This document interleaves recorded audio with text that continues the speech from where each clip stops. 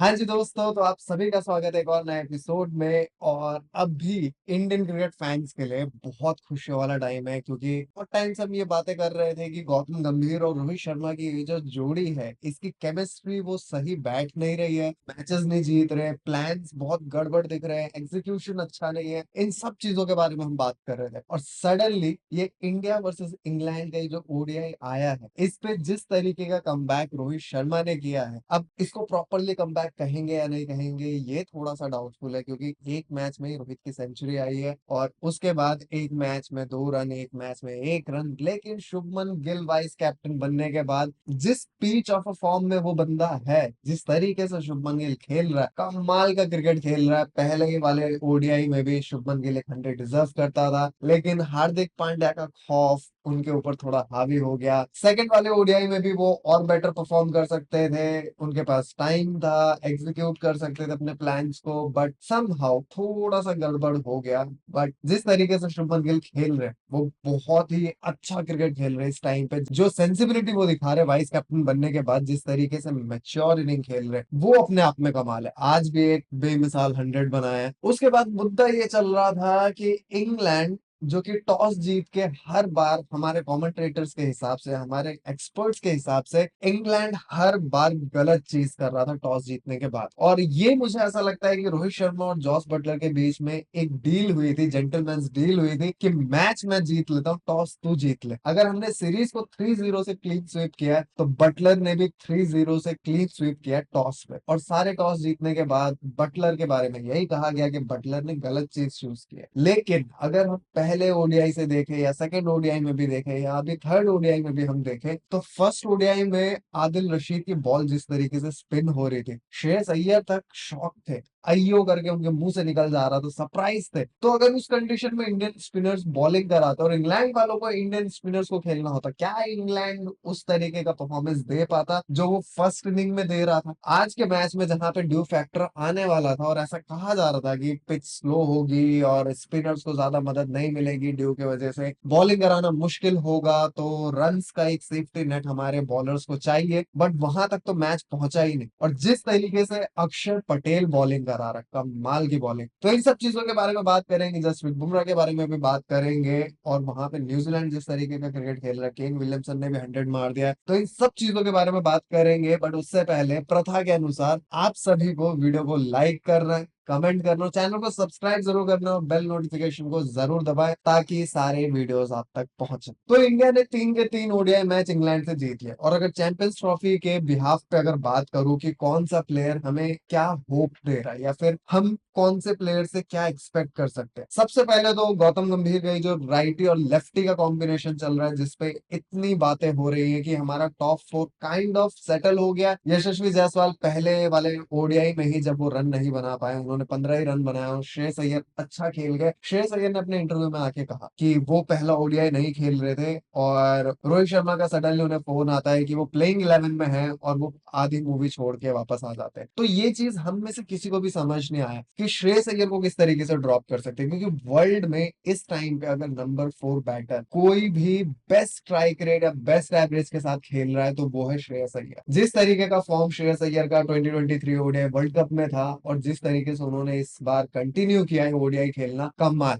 जिस तरीके से पुल शॉट्स लग रहे हैं, बाउंसर्स को जिस तरीके से खेल रहे, श्रेयस अय्यर की एक ही वीकनेस मानी जा रही थी कि वो बाउंसर्स को अच्छे से नहीं खेल पाते, लेकिन जिस तरीके से उन्होंने खेला है इस ओडीआई सीरीज में, कमाल। उन्होंने अपने वीकनेस पे काम किया है, उन्होंने अपने गेम को और स्ट्रॉन्ग किया है, और जो ब्रांड ऑफ क्रिकेट वो खेल रहे हैं वो अपने आप में कमाल है। और आज गौतम गंभीर से प्रेस कॉन्फ्रेंस में मैच के बाद ये पूछा भी गया कि श्रेयस अय्यर को जो फर्स्ट वाले ओडीआई में हम ड्रॉप कर रहे थे, तो उसके पीछे का क्या रीजन था, क्या लॉजिक था? तो गौतम गंभीर ने सीधे सीधे कहा कि यशस्वी जायसवाल एक हॉट फॉर्म में आ रहे थे, तो हम उन्हें एक चांस देके देखना चाहते थे। श्रेयस अय्यर को हम डेफिनेटली टॉप 4 में देख रहे थे, लेकिन 3 मैच के सीरीज में हमें अपने सर्कुलेशन करने थे, अपने रोटेशन करने थे, प्लेयर को देखना था कि कौन सा कॉम्बिनेशन हमारे लिए पॉसिबल होगा, और हमारे पास क्या क्या पॉसिबल आउटकम्स हैं एक प्लेइंग 11 बनाने के लिए। तो हम वो चेक कर रहे थे, और डेफिनेटली श्रेयस अय्यर हमारे प्लान में था। तो एटलीस्ट चलो ये क्वेश्चन पूछा गया और गौतम गंभीर की तरफ से ये आंसर आए, ये बहुत अच्छी बात है। और उसके बाद गौतम गंभीर से पूछा गया कि केएल राहुल, जो कि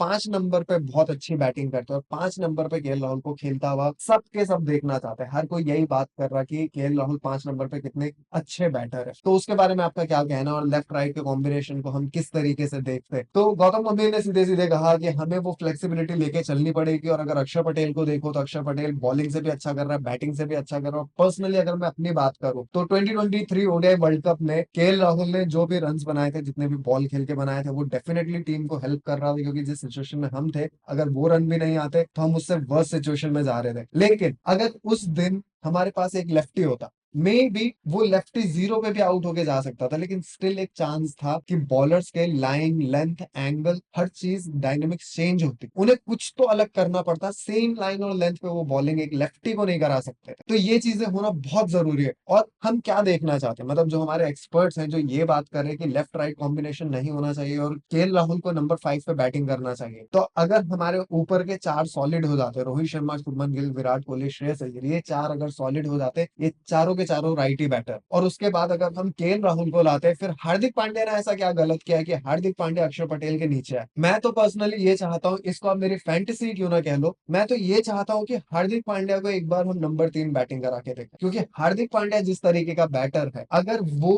100 बॉलें खेल पाए तो हार्दिक पांड्या, आपको नहीं लगता है जिस फॉर्म में वो है और जिस तरीके से वो गेम को चलाता है या जिस तरीके से वो गेम खेलना चाहता है, वो क्या इम्पैक्ट डालेगा? मतलब हमने T20 अभी जो सीरीज इंग्लैंड से हुई उसमें देखा, हार्दिक पांड्या किस फॉर्म के साथ खेल रहा था, कितनी बेहतरीन टाइमिंग के साथ वो टाइम कर रहा था बॉल को, और नो लुक शॉट, कमाल। तो हार्दिक पांड्या ने ऐसा क्या गलत किया कि हार्दिक पांड्या अक्षर पटेल के नीचे है? और अगर करियर और एवरेज और इम्पैक्ट की बात कर रहे हो और टीम इंडिया के लिए किसने कितना परफॉर्म किया, ऐसा नहीं है कि हार्दिक पांड्या ने टीम इंडिया के लिए परफॉर्म नहीं किया। 2017 के चैंपियंस ट्रॉफी में जब हमारी टीम काइंड ऑफ फेल हो गई थी, विराट कोहली आउट हो गए थे, रोहित शर्मा आउट हो गए थे, हार्दिक पांड्या वहां पे मैच में खूब बना खेल रहा था जब तक वो रन आउट नहीं हो गए थे। तो इस हिसाब से तो हार्दिक पांड्या को नंबर 6 पे आना चाहिए, फिर अक्षर पटेल, फिर रविंद्र जडेजा, उसके बाद तो हमारी टेल स्टार्ट हो जाती। और अगर बीते 3 ओडीआई अगर हम देखते तो अक्षर पटेल का परफॉर्मेंस क्या ही बुरा, आज जब उन्हें नंबर 6 पे भेजा गया तो अक्षर पटेल का परफॉर्मेंस आज नहीं आया। तो अगर केएल राहुल के लिए ये दलील दी जा रही है कि केएल राहुल नंबर 5 पे ही परफॉर्म कर पाएगा, 6 पे नहीं कर पाएगा, तो फिर तो ये अक्षर पटेल के लिए भी वैलिड होता है ना, मतलब अक्षर पटेल पे भी फिर ये अप्लाई होता है कि अक्षर पटेल भी नंबर 5 पे ही परफॉर्म कर पाएगा, 6 पे नहीं कर पाएगा, तो किसको खिलाएगा? फिर अगर ऋषभ पंत नंबर 6 पे खेलने को तैयार है तो फिर तो ऋषभ पंत को खिला लेना चाहिए, क्योंकि ऋषभ पंत भी एक लेफ्टी है। तो हमारे पास 4 राइट हैंडर के बाद सीधा 3 लेफ्टी आ जाएंगे। उसके बाद अगर कुलदीप को भी हम अगर खिला लेते और उसको भी बैटिंग करने ऊपर भेज देते तो हमारे पास 4 लेफ्टी हो जाएंगे। तो हम क्या देखना चाहते, मतलब हम नंबर 6-7 तक सिर्फ राइट हैंडेड बैट्समैन देखना चाहते हैं, या फिर एक तो वेरिएशन डाले हम बीच में, और वेरिएशन नंबर 5 पे ही बन रहा है। और एक्चुअली में अगर मैं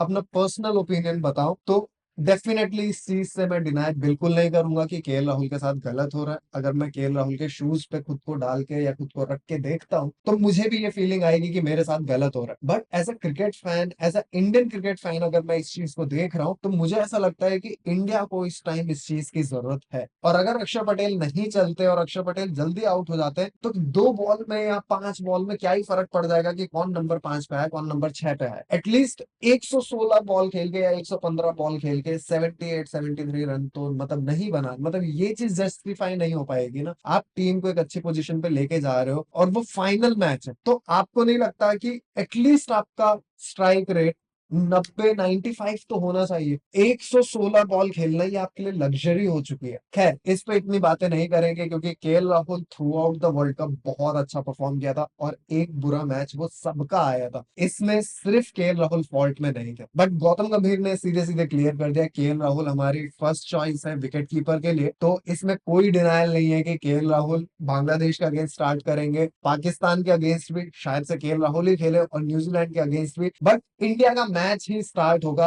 और ये शायद हर किसी को लग रहा है कि इंडिया का मैच स्टार्ट सेमीफाइनल से ही होगा, क्योंकि बांग्लादेश से होपफुली हम जीत ही जाएंगे। पाकिस्तान भी जिस फॉर्म के साथ आ रहा है, उनके बॉलर्स जिस तरीके से हैं, मुझे लगता नहीं कि वो रन कंसीड करने से खुद को रोक पाएंगे और इंडिया शायद बहुत रन मार सके उनको। इंडिया के पास एक अच्छा चांस है, वो भी नए बॉल से जो कुछ भी कर सकता है, पाकिस्तान नए बॉल से ही कर सकता है, अदरवाइज उनका मिडिल ऑर्डर बॉलिंग और डेथ बहुत खराब है और इंडिया उसको पूरी तरीके तरीके से एक्सप्लॉइट कर सकता है अगर इंडिया सेंसिबली खेल जाए। लेकिन इंडिया को अगर कंपटीशन उस ग्रुप स्टेज में मिलेगा तो वो सिर्फ और सिर्फ न्यूजीलैंड से मिलेगा, क्योंकि न्यूजीलैंड के अभी 2 ही मैच हुए, पाकिस्तान में जो ट्राई सीरीज चल रहा है वहां पे 2 ही मैच हुए और न्यूजीलैंड ने दोनों मैच 300 के ऊपर पार जीते। केन विलियमसन जिसने पहली इनिंग में कुछ 89 बॉल पे 57 या 58 रन बनाए थे, तो कुछ इस तरीके का उनका स्कोर था और उनके स्ट्राइक रेट पे बहुत बातें हुई थी, बहुत स्लो खेला इस तरीके से क्रिटिसाइज हो रहे थे। लेकिन वहां पे बॉल जिस तरीके से स्विंग कर रही थी, जिस तरीके से पिच से मदद मिल रही थी बॉल को, वहां पे केन विलियमसन ने जिस तरीके से रुक के खेला था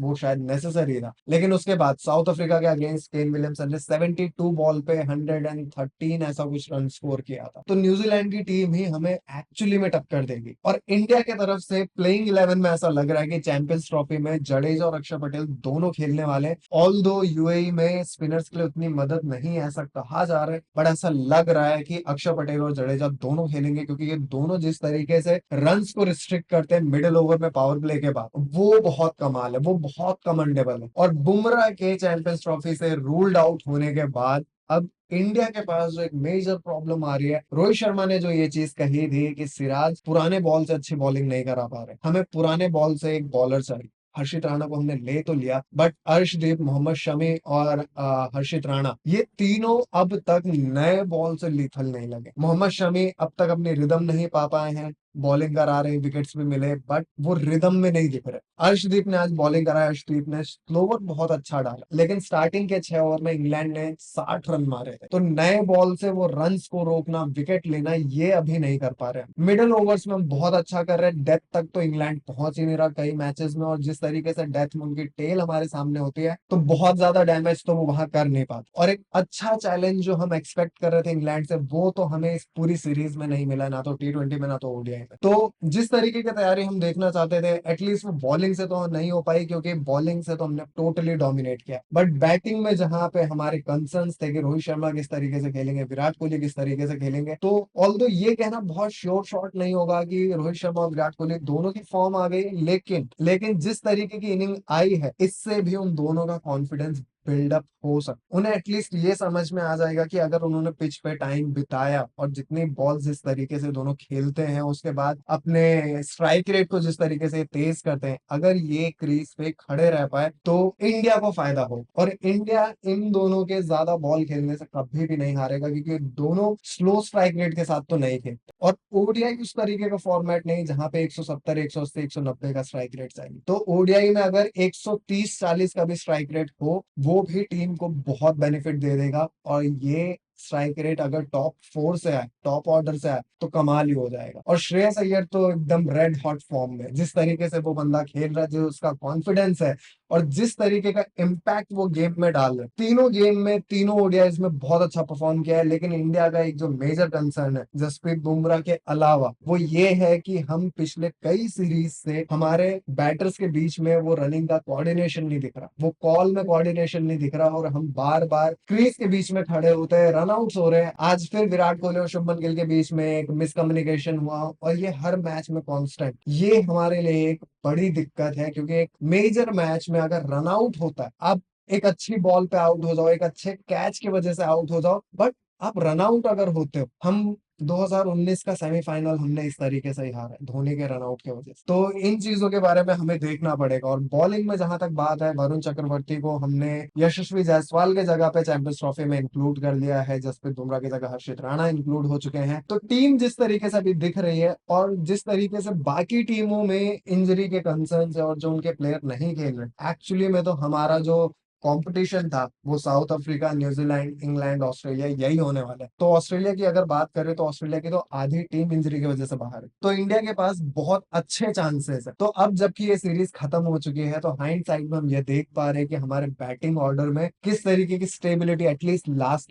तक आते हमें मिल चुकी है। हमें अब ऐसा लग रहा है कि ऊपर के टॉप 4 तो स्टेबल हैं, फिर अक्षर पटेल आने वाले हैं, फिर केएल राहुल, और फिर हार्दिक पांड्या, और फिर जडेजा। हार्दिक पांड्या को ये कभी भी ऊपर भेज सकते, केएल राहुल को कभी भी नीचे भेज सकते, ये चीजें होगी, लेकिन एटलीस्ट टॉप 4 हमारा स्टेबल रहेगा और वही खेलने वाले, और हमारे टॉप 4 अब फॉर्म में दिख रहे हैं। तो ये बहुत अच्छी बात है। और न्यूजीलैंड की अगर हम बात करें, न्यूजीलैंड जिस तरीके से खेल रहा है, 2 मैचेस में 300 के पार स्कोर करना, और केन विलियमसन का फॉर्म में आना, नंबर 3 पे आके जिस तरीके से वो खेल के गया है, कॉनवे 98 पे आउट हुआ था शायद से, तो न्यूजीलैंड उस फॉर्म में तो दिख रहा है जहां पे न्यूजीलैंड दूसरी टीम को दिक्कतें दे सकता है। और इंडिया को बहुत दिक्कत होती है न्यूजीलैंड के अगेंस्ट। और उनका जो बॉलर है रुड़की करके, वो पाकिस्तान में जिस तरीके का असिस्टेंस उसकी बॉलिंग में उसको मिल रहा था, अगर दुबई में भी जिस तरीके का स्पेकुलेशन हमें सुनने को मिल रहा है कि वहां पे पेस बॉलर्स को सीम और असिस्टेंस मिलेगा पिच से, तो रुड़की हमारे लिए एक चैलेंज हो सकता है, क्योंकि उसके पास एक अच्छी हाइट है, एक अच्छे